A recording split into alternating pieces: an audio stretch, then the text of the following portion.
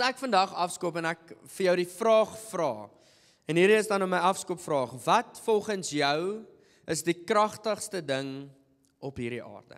En jou 'n oomblik gee om te dink. En dan wil ek dit nie net as 'n retoriese vraag los nie, ek wil dalk so 1 of 2 antwoorde hê. Guys, iemand, oombere, wat sou jy sê is die kragtigste ding op aarde? Die kruis. Jy het gaan lees. Nog iemand? Okay, maar hy het dit nou gesnoeker. Ek het geweet daar gaan iemand wees wat of Jesus of iets daar gaan ingooi. Want dit is so. Mens sien die realiteit is wanneer ons nie in hierdie gebou sit nie, is partykeer iets anders wat in mind inkom. Dalk is dit net by my. Is dit geld? Is dit tegnologie? Is dit politiek? Hulle reken tegnologie groei so vinnig op hierdie oomblik dat dit letterlik elke 6 maande verdubbel. Waartoe is ons op pad? As dit oor 6 maande is wat ons nou het, die wat AI nou eers begin snap, oor 6 maande is dit al oud, dan is die next level al geïntroduce. En oor 6 maande daarna is die volgende next level geïntroduce.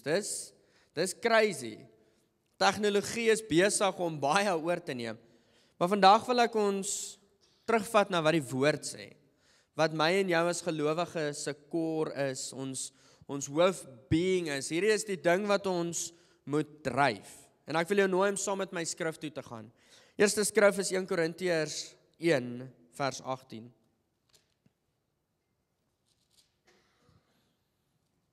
Ek het vandag heelwat skrif, maar ek sal hulle so lees en dan praat en dan lees en dan praat. 1 Korintiërs 1 vers 18. Want die woord van die kruis is wel dwaasheid vir die wat verlore gaan, maar vir ons wat gered word, is dit die krag van God. Kom ek lees dit weer, en ek wil jou nooi om, ek besef van julle is 10-1 soos ek. Julle het al die boeke van die Bybel, die eerste hoofstuk gelees. Want mens dink aan, ek begin by die 1. Vir my, ek sukkel om by hoofstuk 5 te begin. Ek moet by hoofstuk 1 begin, en dan volgende week, sal ek al by die volgende boek se hoofstuk 1, en dan het ek vergeet om die ander 1 tot by 5 te kom, waar ek eintlik wou. So ek moet so 'n bietjie tradisie konstant afbreek in my mind. Of is dit OCD, nie tradisie nie. OCD afbreek in my mind. Paulus skryf in 1 Korintiërs 1 vers 18, hy sê, want die woord van die kruis is wel dwaasheid vir die wat verlore gaan, maar vir ons wat gered word, is dit die krag van God. Romeine 1 vers 16. Weereens, aan die begin van die boek. Romeine 1 vers 16. Paulus het geweet, is belangrik om dit in die begin te sit. Maar die probleem van in die begin wees, is ons raak net so gewoond aan dit. Want ek skaam my nie oor die evangelie van Christus nie. Want dit is die krag van God tot redding vir elkeen wat glo. Kom ek lees dit weer 'n keer. Want ek skaam my nie oor die evangelie van Christus nie. Want dit is 'n krag van God tot redding vir elkeen wat glo. Eerste vir die Jode en dan ook vir die Griek. Sien, wanneer ek die woord lees, en spesifiek hierdie 2 gedeeltes lees, is daar 2 baie kardinale goedjies wat vir my uitstaan. Eerstens is, die woord van die kruis moet altyd sentraal bly. En hierso kan mens baie lank praat, en baie sê, maar kom ek gaan na die eenvoudigste punt toe. Dalk is jy weer eens soos ek, wat ek ietsie moes oorbrug. Verlang in die verlede het ek baie lank geloop met die kruis is net nodig as om in die koninkryk te kom. Dis die password, great, ek is in die koninkryk, en dan raak mens, okay, wat van die kruis?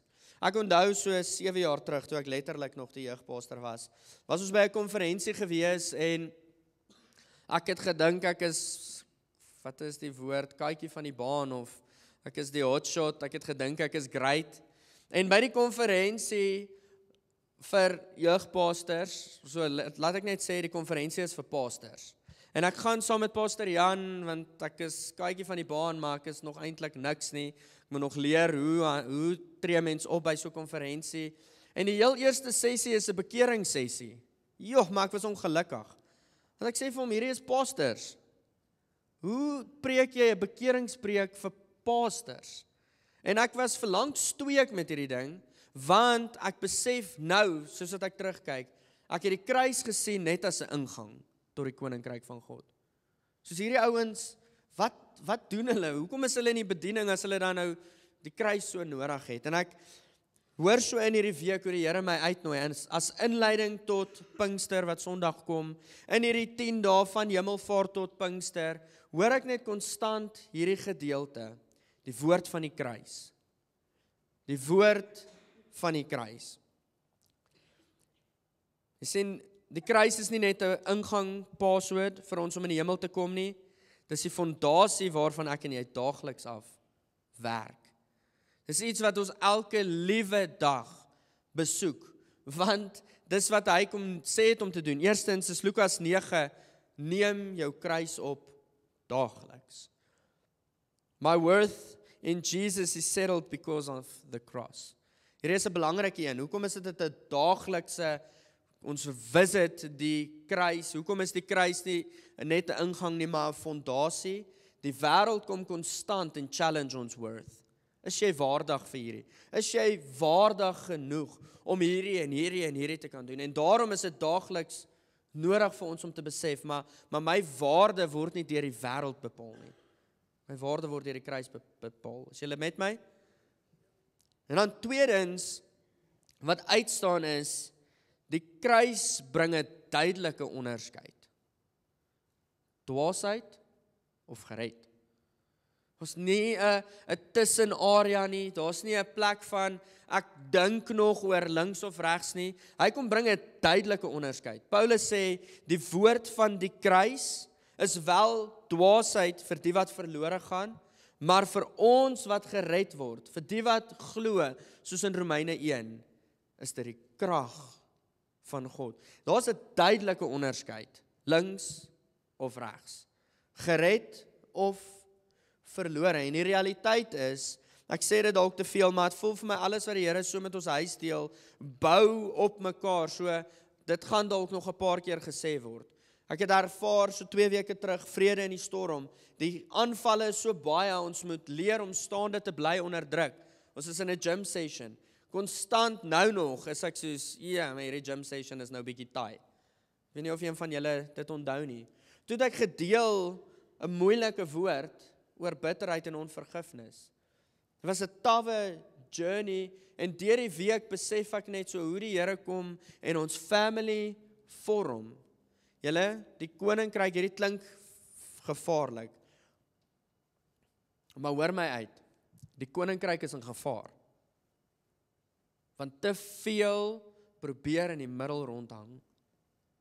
Te veel gelowiges, dit is daarom nie ons huis nie, maar hoor my net. Te veel gelowiges is buite die krag van God. Is iemand wat saamstem? Dit is 'n gevaarlike plek om te wees. Jesus kom en ek kan nie presies onthou nou waar dit staan nie, maar dit is 'n gedeelte waar hy vir hulle sê van Johannes, hoe goeie profeet Johannes was. Hy was 'n bold profeet, soos hierdie profeet wat geregheid gepraat het. Hy het gepraat en dinge het geskuif. En dan kom hy na rukkie en hy sê, die koninkryk, in die Engels sê hy, the kingdom suffers violence, but the violent take it by force. Daai gedeelte, hier is nou nie deel van my preek nie, daai gedeelte is in 2 spesifieke tenses geskryf. As jy nou vir die slim mense gaan vra, kan hulle nie presies sê, is dit in 'n active of in 'n passive tense geskryf. Nie dat ek 'n taalkundige is nie, ek glo hulle maar. Maar hulle sê, daar's 2, die manier hoe dit geskryf is, daar's 'n active tense en 'n passive tense.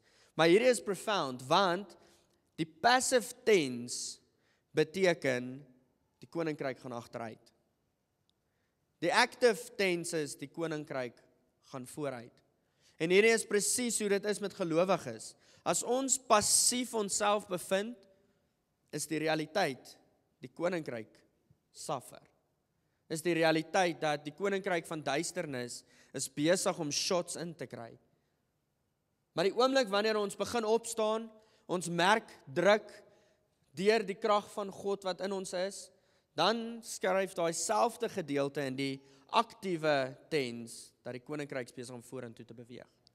Die koninkryk, Jessie, is my timer al klaar? Maar ek het 10 minute geselect in plaas van 20 minute. Was soos, ek het nou net eers begin. Maar in elk geval, kom ons gaan aan. Die kruis bring 'n duidelike onderskeid. So kom ons kyk gou eksegeties na die skrifgedeelte in 1 Korintiërs 1 vers 18. Ons 3 gedeeltes waarna ek so bietjie meer krities wil kyk, bietjie meer intens wil kyk. Die eerste gedeelte is die boodskap van die kruis. Paulus kom en hy sê 3 goedjies, en ek sê hierdie baie want dit moet stiek.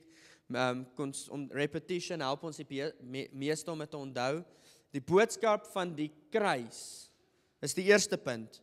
Tweedens sê hy, dis wel dwaasheid vir die wat verlore gaan. Dis die tweede punt waarna ek gaan kyk. En derdens sê hy, maar dis die krag van God vir ons wat gered word. Okay, so die eerste een, die woord van die kruis. En ek wil hom net gou match met hoe kry ek Romeine 1 vers 16 in. Die woord van die kruis is net soos wat dit daar so staan, vanselfsprekend. Paulus skryf in Romeine 1:16 sê hy die woord van die evangelie, of ek skaam my nie oor die evangelie nie. Die Grieks vir euangelion, of vir evangelie is euangelion, dit beteken die boodskap van die goeie nuus. En as ons dit terugtrek na die fondasie van daai woord toe, kom dit na die volgende toe. Die fondasie van die goeie nuus, die woord van die kruis, gaan alles oor dit wat Jesus aan die kruis gedoen het. Ek skaam my nie oor dit wat Jesus aan die kruis gedoen het nie, sê Paulus. Tweedens sê hy, dit wat Jesus aan die kruis gedoen het, is vir ons die krag van God. So, wat is die boodskap van die kruis? Want hy sê vir ons, hierdie is my krag. Nou my vraag is, wat is die boodskap? Okay, so julle gaan nou 'n bietjie met vriendeliker lyk, want anders gaan ek repeat. Anders lyk dit vir my of hierdie op droë, dorre grond val. Wat is die boodskap van die kruis? Ons kan dit opsom in 4 gedeeltes. Eerstens, daar's 'n probleem. Tweedens is, daar's 'n plan. Derde, die krag. En vierdens, die uitnodiging. So kom ons begin by die probleem. Die eerste stelling wat ek ons wil uitnooi na toe is, sonde is ernstig. So ernstig dat dit bloed nodig het. Ons het dit al baie gehoor. Julle, maar hierdie is veronderstel om ons te ruk. En ek gaan nou vir julle sê hoekom. Tweedens is, die kruis is die bewys dat sonde doodmaak. Die feit dat daar 'n kruis was, is vir ons bewys dat sonde lei tot die dood. So Romeine 3 vers 23, want almal het gesondig, en dit ontbreek hulle aan die heerlikheid van God. Okay, great, so ek besef so as ek hierdie lees en praat oor sonde, dan sit soos, nee, maar dis nie ek nie, want soos ek het mos nou nie meer groot sonde nie. Ja, ek deel nou maar lekker vulnerable met julle. Ons is mos mense. Ons is family. Nee, dis nie ek nie. Ek het nou al my lewe uitgesort. Ek dink so 'n bietjie en ek mediteer terwyl ek hierdie woord deel op 'n tydjie, ook so 4-5 jaar terug, wat ek's bevoorreg, ek het in 'n family ingetrou wat 'n familieplaas het, prys die Here. Ek gaan vrede vind daarso. Ek onthou een van die eerste paar kere wat ek op die plaas is, ek het toe nog baie gevra, mag ek hierdie doen, en hulle is soos, nee man, jy hoef nie te vra nie, go. En ek onthou, die een keer as ek daar, ek gaan op die motorfiets klim, ek gaan. Gewoonlik is ek goed met rigting. Gewoonlik kan ek my pad vind. Daarso is die berg, hy moet net aan jou linkerkant wees, as jy huis toe gaan, moet hy aan jou regterkant wees. Maklik. En ek is daar met die motorfiets in die veld, en daar's nie jagters op die plaas nie, so ek mag gaan so ver as ek wil, en ek is heel chuffed met myself. En ek geniet dit, want ek love die bos. En na 'n rukkie kom ek agter, maar die berg is weg. So waartoe nou? Ek het nie 'n klou waartoe om te gaan nou nie. En ek is naderhand, ry ek nou maar in 'n rigting wat ek voel die regte rigting is. En toe kom ek by die berg uit. Nie meer links of regs nie, toe is ek sommer by die berg. En ek besef, hier is wat die woord doen, die vyand doen. Nie massive sonde, jy het nou egbreek gepleeg, sies jou vark gaan nie. Dis 'n klein dingetjie. Jy raak distracted, hier raak jy besig, en as jy weer kyk, dan sê jy soos, Here, waar is hy? Wat het gebeur? En dan mis ons merk. Dan mis ons dit waarvoor ons geskep is. Dan mis ons dit waarvoor hy ons kom red het. Jy sien, dis presies wat sonde kom doen. Dit vat ons stelselmatig weg van die Here af. Baie keer is ons so gefokus op die groot sonde. Maar ons vergeet van hierdie klein goedjies. Jy sien, die ding van sonde is dat dit ons nie noodwendig bad maak of soos opblaas dat jy so sleg is nie. Dit maak ons geestelik dood. Dit maak dat ons afgesny is van ons bron van lewe af. En die heerlikheid waarvoor ons geskep is, val ons kort van. En hierdie is die realiteit vir elkeen van ons buite Jesus. Die punt wat ons dan bereik is dat ons kan nie onsself red nie. Dieselfde met die motorfietsgeval. Ergens is dit, okay, ek is verdwaal.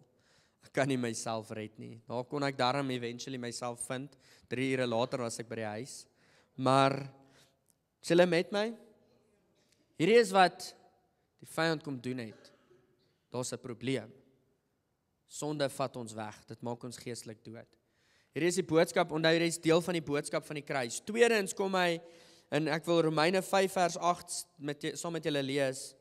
Hy sê, maar God bewys sy liefde tot ons daarin, dat Christus vir ons gesterf het, toe ons nog sondaars was. Toe ons geestelik dood was, toe ons skepingsdoel en die heerlikheid waarvoor ons geskep is, gemis het, toe het hy ons gered. Toe het hy vir ons gesterf. Dis 'n goeie koning. Kom ons gaan kyk na, as ons verwys na Lukas 15 toe, vers 4 tot 7 is daai gedeelte in die skrif waar Jesus praat van die 99 wat hy los vir die een. En ons gaan nou weer terug gaan soontoe. Maar as ons kyk prakties na die plan, prakties van die probleem was, dis 'n stelselmatige.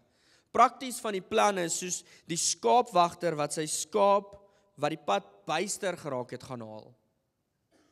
En voordat ons Lukas 15 lees, wil ek net 2 ander gou lees. Jesaja 53 vers 6 kom hy en hy skryf, ons almal het gedwaal soos skape. Ons het elkeen sy eie pad geloop, maar die Here het die ongeregtigheid van ons almal op homself geneem. Hier is ons weer terug na, as ons die plan en die probleem net gou 'n bietjie meng. Hier is die probleem, die skaap se intensie is nie malicious nie. Die skaap se intensie is nie om te verwoes nie, maar hulle word so maklik afgelei. So maklik distracted. In 'n oomblik se tyd is die skaap hierdie kant van die draad en hoe het hy daai kant gekom? Nie omdat hy spiteful is nie, hy was distracted en daai het vir hom lekker gelyk. Weereens net deel van die probleem. Dit is hoe ons natuur is om net hierdie kant toe te gaan. En Jesus kom en hy sê hy neem dit als op hom. Sonde is nie noodwendig om iets verkeerd te doen nie, maar om te verlore te wees van ons regmatige plek. Hoor hierdie quote wat ek lees, hy sê, sin is not just, nee, skins, dis vir die Engelse diens, ek het hom gemis. Ek het my Engelse diens quote gelees, Lukas 15 vers 4 tot 7, kom ons lees dit gou. Watter man onder julle wat 100 skape het, en een van hulle verloor, laat nie in die 99 in die woestyn staan, en gaan agter die een wat verlore is, totdat hy dit kry nie. Eerstens, die plan, opgesom, is ons koning is agter die een aan, vers 4. Hy's agter die een aan. Vers 5, daar's tweede punt, die herder sien die een, tweede een is, die herder soek sy skape. Hierdie is deel van die plan, en hierdie lê ek klem op, want hierdie help ons om ons hart tot aanbidding terug. Hierdie help ons om te besef dat dit was buite bereik vir onsself gewees. Iemand het gekom, iemand het ons nodig gehad. Julle, ek wil jou vra, bewaar jou hart en jou gedagtes. Jy is dalk 'n gelowige vandag, maar hierdie is nie net 'n boodskap tot in die koninkryk nie, dit is 'n boodskap van 'n koninkryk leefstyl. Ons het nodig om die kruis te revisit. Vers 5. En as hy dit kry, sit hy dit met blydskap op sy skouers. En hy dra ons huis toe. So dis die derde punt. Wat is deel van die plan? Hy soek ons, hy sien ons, hy soek ons, hy vat ons huis toe. En dan laastens, kom ons spring na vers 7 toe. En hy sê vir hulle, dat daar net so baie, en sê vir julle, dat daar net so blydskap sal wees in die hemele, oor die een sondaar, wat tot bekering kom. Maar as oor 99 regverdig is, wat die bekering nie nodig het nie. Ons leer dat God nie 'n koue, meganiese hart het nie, maar dat hy 'n hart het wat ingekoop is in sy skepping. God is nie 'n koue God wat ver af is nie. Kom ons gaan oor na die volgende gedeelte toe. Die krag. Die krag van wat die plan is wat hy gestuur het. Eerstens is Jesaja 53. Ek wil jou gou nooi om saam met my soontoe te gaan. Karen, ek vra om verskoning, ek dink nie ek het hom opgesit nie. Jesaja 53.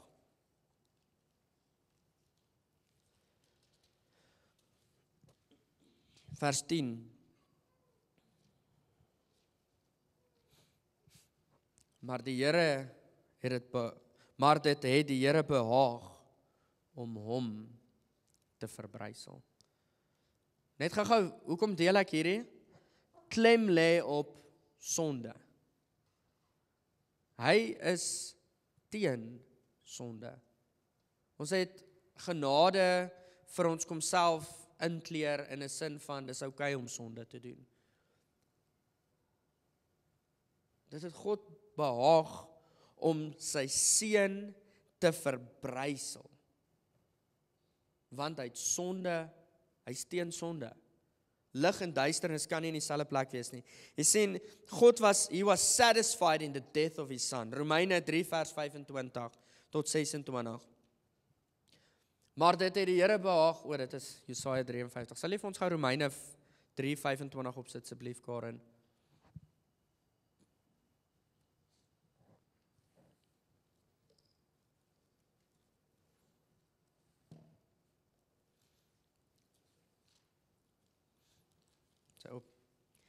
Daar ek in my Bybel ook daar. Kom ek lees van vers 24 af. En hulle word deur sy genade sonder verdienste geregverdig deur die verlossing wat Jesus Christus is. Hom het God voorgestel in sy bloed as 'n versoening deur die geloof, om sy geregtigheid te bewys deurdat hy die sondes ongestraf laat bly het wat tevore gedoen is onder die verdraagsaamheid van God, om sy geregtigheid te toon in die teenwoordige tyd, sodat hy self regverdig kan wees en regverdig maak wie uit die geloof in Jesus is.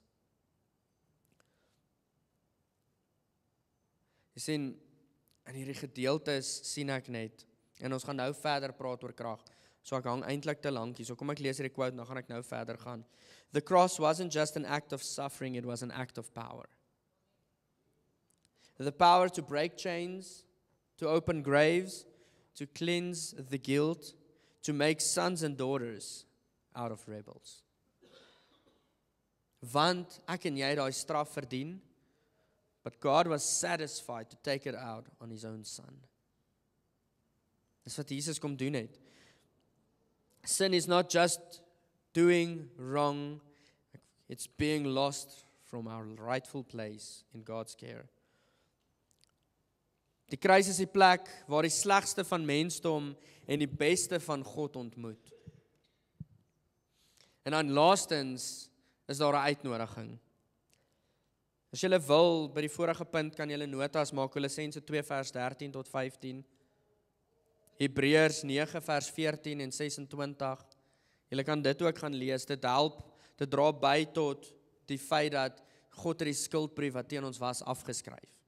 Dit is op hom, hy het alles op hom gevat. En dan laastens, soos ek gesê het, is daar 'n uitnodiging. Dis die krag van God vir die wat in hom glo. So wat is die woord van die kruis. Die woord van die kruis is, dis onmoontlik vir my en vir jou. Dis onmoontlik dat ek en jy daai punt van heiligheid kon bereik. So hy het iemand gestuur, hy het sy seun gestuur, sodat alles op sy seun uitgeneem kan word, of uitgehaal kan word. Soos wat die woord sê, it satisfied him. God, sodat sondes weggeskryf kan word, en vir ons 'n weg te kom maak. Hierdie is die fondasie van die krag van God vir my en jou. Hy het dit vir ons kom moontlik maak. Ek en jy is so afhanklik van God, en in vandag se tyd is dit so in 'n gevaar hierdie openbaring. Ek begin nou 'n bietjie oor my tyd gaan, ek vra om verskoning daarvoor. Is ons in gevaar, want ons voel ons het nie 'n redder nodig nie. Want alles kan ek self doen. Die evangelie is nie raad oor wat jy moet doen nie, dis 'n verklaring van wat Christus al reeds gedoen het. Okay, so Paulus kom en hy skryf tweedens, hy sê die woord van die kruis, gaan studeer dit, maak dit deel van jou fondasie, die woord van die kruis, die evangelie, die goeie nuus vir my en jou. Maar dan sê hy tweedens, vir hulle wat verlore is dit dwaasheid. Hoekom skryf hy hierdie gedeelte? Hy sê, wanneer ons kyk na die Grieke wil dit logies maak. Die woord van die kruis is nie 'n logiese woord nie. Kom ons dink net gou oor sy koningskap. Logies sê vir ons dat dis 'n koning wat op 'n troon sit. Wat het gebeur? Dis 'n koning wat gesterf het aan 'n kruis. En inteendeel, hy het nie is dood deurgegaan wat hy in 'n oorlog gefight het en wow, hy was hierdie great ou. Hy het gesterf aan 'n kruis. Logies maak dit nie sin nie. As jy kyk na die Jode se uitgangs, hulle het wonderwerke gesoek. Hulle wou sien dat hy homself van die kruis afgehaal het.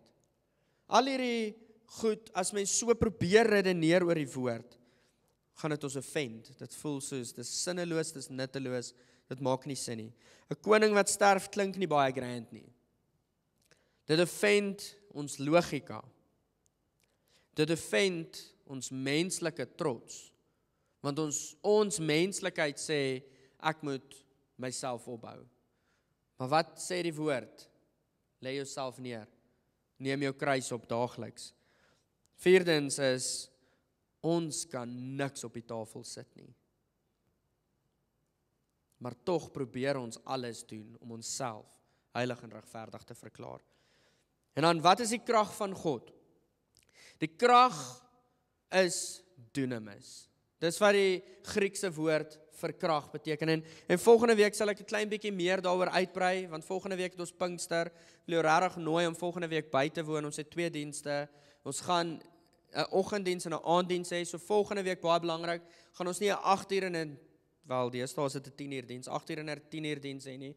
Ons gaan 'n 9 uur diens hê wat dan 'n gemengde diens gaan wees, waar ons regtig gaan wag op die Heilige Gees om te kom.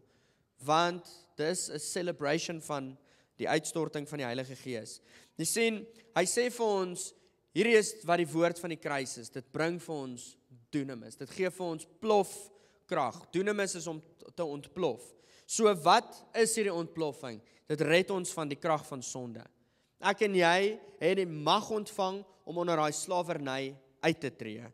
Wat doen dit? Dit vernuwe ons denke. Wat doen dit? Dit maak ons 'n nuwe skepsel. Wat doen dit? Dit gee vir ons vryheid. Wat doen dit? Dit gee vir ons krag om die duisternis te oorwin. Jy kan gaan kyk, ek het daai gedeelte vir julle ge-add op YouVersion. Gaan werk dit bietjie deur. Hoe lyk dit wanneer ek en jy plofkrag? Wanneer ek en jy in die krag van God beweeg? So daar's ons bietjie meer detail. Maar wat ek vandag wil doen is ek wil 'n praktiese voorbeeld gebruik. Carly, kan ek jou vra om vir ons op te blaas? Eenvoudig, ek kan nie 'n ballon opblaas nie. Jene. Ek het hom in my mond gehad.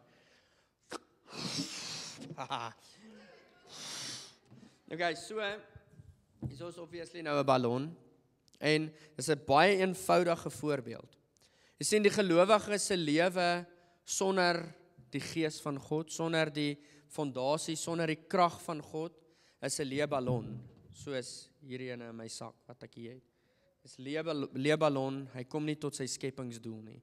Maar die oomblik wanneer ons die kruis in ons ontvang, die oomblik wanneer ons die krag van God begin leef, begin ons lewens skielik ignite. Skielik is energie teenwoordig. Skielik is daar 'n verandering, 'n iets wat aandag trek, 'n iets wat wow is. Die oomblik wanneer ons in die krag van God beweeg. So ek wil vandag net so laaste skrifgedeelte lees. Dan wil ek jou nooi om jouself te gaan posisioneer terug by die eenvoudigheid van die boodskap van die kruis. Omdat Jesus vir ons vrede gebring het, wat ek nie verdien het nie, kies ek om vrede te bring. Omdat Jesus vir ons genesing moontlik gemaak het en ek dit nie noodwendig sien nie, kies ek om dit te glo want hy het dit moontlik gemaak. Of omdat dit nie my realiteit of my waarheid is nie, beteken nie dat hy verkeerd is nie. Beteken nie dat hy uit sy plek uit is nie. So ek wil jou nooi, kom na 'n plek toe van die evangelie. Dra die basics en die fondasie van die evangelie. So kan ek ons vra om ons oë toe te maak?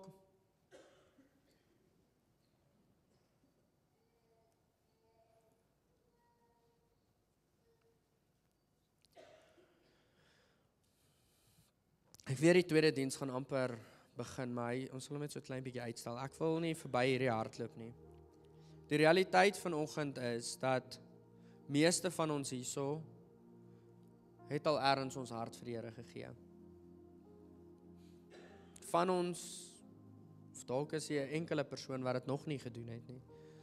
Ek wil vanoggend seker maak ons hardloop nie net verby 'n geleentheid vir iemand om hulle lewens reg te maak nie. So sonder om jou emosioneel op te sweep. Ek het nou gepraat van die woord van die kruis, wat eenvoudig is, die woord van die kruis wat dit vir ons moontlik gemaak het, die evangelie wat dit vir ons moontlik gemaak het, om gered te kan wees en 'n veranderde lewe te leef.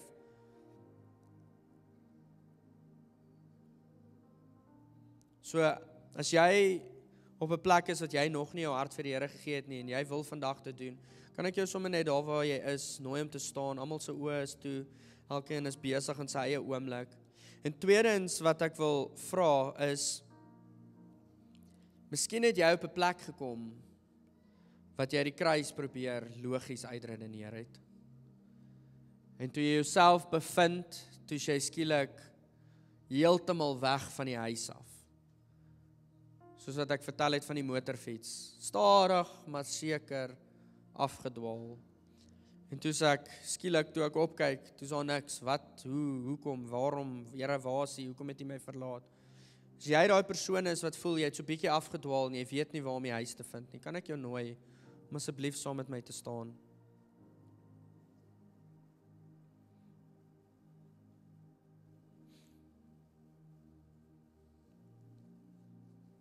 Ons het een wat staan.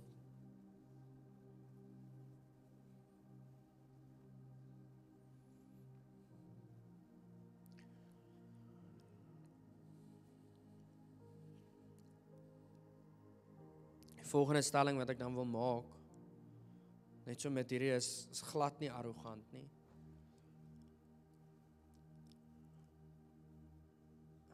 Maar is 'n challenge. Lyk jou lewe soos 'n lewe wat plofkrag het? Lyk dit wat jy op die tafel sit soos een wat eenvoudig hierdie ballon verteenwoordig? Want dis hoe dit veronderstel is om te wees. Vir ons vir die wat sit, dis hoe ons realiteit, ons waarheid moet wees. Ek skaam my nie in die evangelie nie, want dis die krag van God. Die krag van God is veronderstel om deur jou te werk. So laaste geleentheid voordat ek gaan bid. As jy op 'n plek is waar jy voel die krag van God werk nie deur jou nie. Dis hier jou uitnodiging om te staan. Hoekom? Want ek wil saam met jou bid Ek wil saam met jou die Here vertrou, dat jou lewe veranderd sal wees, want die waarheid is, die evangelie, die woord van die kruis, bring verandering. As ons dieselfde bly, het ons nie die woord ontvang nie. Ons lewens moet anders lyk. As gelowige, in 'n tyd soos hierdie, moet jou lewe anders lyk. So sonder om judgment uit te spreek, en ek wil jou herinner wat Paulus sê in Romeine 8, therefore there is no condemnation for those who are in Christ. Maak dit 'n vraag, net klem lê op dit, lyk jou lewe soos dit. Vra dit asseblief vir jouself, nie oor iemand anders, nie vir jouself. Kan ek die connection points ouens vra om net op te staan asseblief? Net so om julle te kyk en gaan by julle mense in julle blokke uitkom asseblief.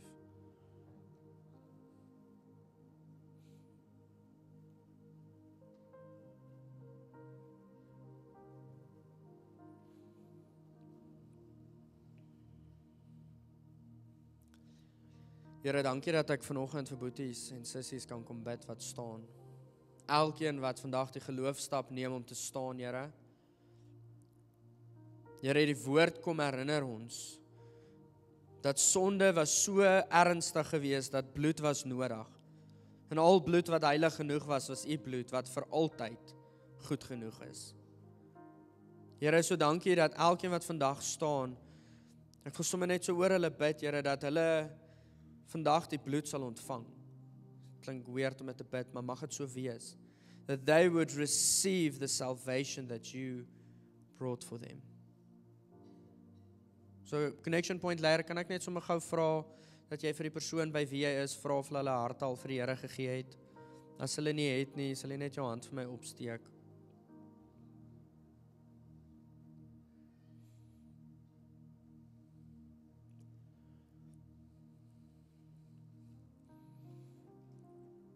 Here, dankie vir elkeen wat staan. Kan ek vra dat elkeen wat staan vandag sommer dieselfde hierdie verklaring, kan ek ons as huis vra, almal om hierdie verklaring saam hardop te maak?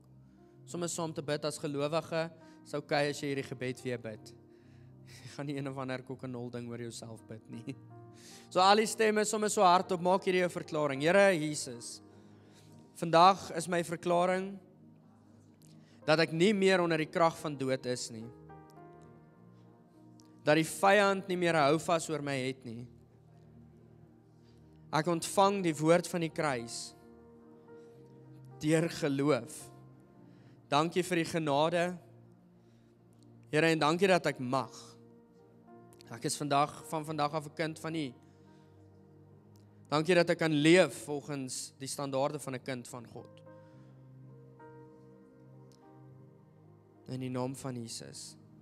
Here, dankie dat U red, en dankie dat U vry maak in die naam van Jesus.